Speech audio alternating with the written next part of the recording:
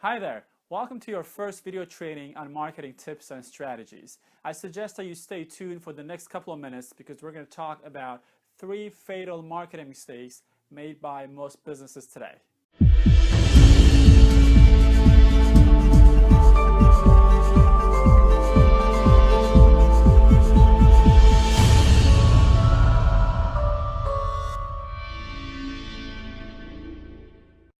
All right, let's get to it. The first fatal marketing mistake is you might think it's going to be something complicated, but it's actually not. It's just not marketing at all. In my daily interaction with individuals and companies, I talk to many individuals, and throughout our consultation, and sometimes I find out people who simply tell me they don't believe in marketing, right? They have never done marketing before. Their defense is, you know what, I'm doing fine. I have clients, so they're coming in. So why would I spend money and effort marketing? Plus, in my industry, it is kind of frowned upon to be in a position to sell and market your services. And I hear a lot of this from the healthcare industry, from lawyers, for any specialty, and their colleagues look at them as if that they're doing something bad. At least that's their perception. I don't believe that. But so if you're not marketing your business, whatever it is you're doing right now, you have to live with the consequences, right? I know that kind of sounds harsh, but as I dig deeper in their businesses, those individuals, we reveal that they're actually really dissatisfied with the type of clients they attract, because they're pretty much taking whoever comes in and they think that's the way things work. That's why they don't need to be marketing. Either they're selling their services for a really low price just to keep the business going, or they're attracting clients that are not really there for their service. They're just there because they want to save money, and many other scenarios that ends up being keeping them in a situation where they get clients, yes, but that's not the ultimate reason that we do marketing. Marketing is all about automating your process. Marketing is about attracting the clients that you really enjoy working with, right? I mean, think of your business. If you're dealing with people that you really don't want to work with, what's the purpose of having your own business? You might as well go work for someone else and just deal with the customers that just come in without your preference, right? So that's the first fatal marketing mistake that I see so many times. You need to be marketing your business. So the second piece is I call it the random acts of marketing. So think about most of the businesses that just hear about so many things that they need to work out. You know, that they're pitched on social media marketing, AdWords marketing, text message marketing, online marketing, direct mail marketing. There's so many bits and pieces that they're pitched every single day, and they believe they need to be a part of that. But one side of them tells them, you know what, if I get involved, either I need to pay someone, or I can just do myself, and just, let's see how it works. So they try marketing for a couple of weeks. They put some ads on newspaper and magazines, and they end up not getting the results they want, and they just say, you know what, I give up on marketing.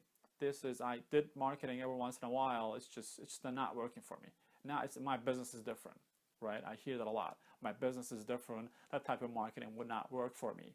The problem with that is, without creating a system, anything you do has a chance of not working out all the time, right? You try something, it might work out that day, that specific moment, or that week, but if it's not followed up with a marketing funnel, it's doomed to fail. That's what's going to happen, unfortunately. That's the second fatal marketing mistakes. And if you find yourself or anyone around you falling into the same trap, I would suggest to sit down for a second, either for them or for yourself.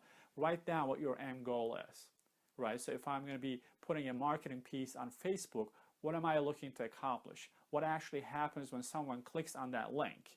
What do I do next? If there's not a next step, and if there's no testing at all, so you create one piece of marketing, it might be the best or not so best piece of marketing. If it is not working, what is your backup? Is there a backup plan? So you need to have a comprehensive marketing machine, we call it, right? Different systems, split testing, and making sure you understand the needs of your clients. Then create the marketing based on that, then test it. Then it has to work. But if there's no backup and no plan, it's randomly trying something and expecting to work, will never satisfy you with the results. That's number 2. And the third and the final fatal mistake we're going to talk about is not understanding your ideal client. We kind of briefly touched on it on the first fatal marketing mistake, but this one is you know, it really upsets me and disappoints me when I see people struggle with the clients that they have, and they cannot collect money from them. They work with them, but the client is not ready. They use different sales and pushy sales strategies to get them started, and all parties are upset. And these are the symptoms of not understanding your ideal client. Because if you did understand your ideal client, they would have come to you with real high level of comfort, knowing that they like to work with you, and you have the tools and the systems in place to help them out. All right, so you have to identify your ideal client, and by identifying, I mean really deep level understanding. What is the age group of your clients? What is the male to female ratio? And what hobbies they have, where they shop from, when was the last time they bought from you, have they bought from your competitors? There's a whole list that we can go down that will help you identify your ideal client.